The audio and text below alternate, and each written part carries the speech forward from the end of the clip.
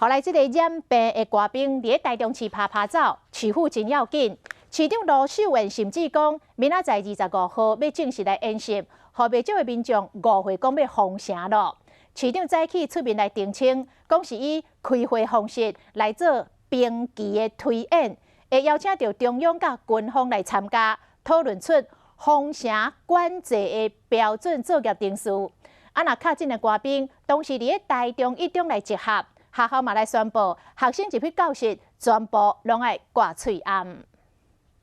台中一中学生上课体温正常，才会使入校园，喙罨大家拢有挂，而且校方要求讲入去教室上课嘛爱挂喙罨。口罩戴上去之后，就会开始脸部就会有一些发红，痘痘会有影响，耳朵会有点痛，但是现在非常时期，所以还是都要戴比较好一点。我还是都戴。虽然有学生认为讲挂遐久真艰苦，不过为了防疫，大部分的人拢愿意配合。一方面是加强防疫的作为，那一方面就是大家开启冷气的机会会变多，所以就请他们都进教室，就是把口罩戴起来。校方讲，若是学生无挂喙罨，会辛苦劝未处分，嘛互人联想到18潘石干确诊的官兵到台中一中校门口集合的代志。台中市政府烦恼讲疫情会摊开，市长罗秀燕进任一天就讲。预计在这个礼拜六上午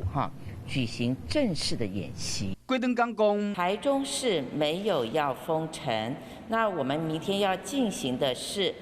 我们台中市政府自己内部的兵棋推演。罗秀燕讲，4月25日会调集所有局处首长，并且邀请中央甲军方人员参加兵棋推演的会议。加上的剧本有台中市有350人确诊。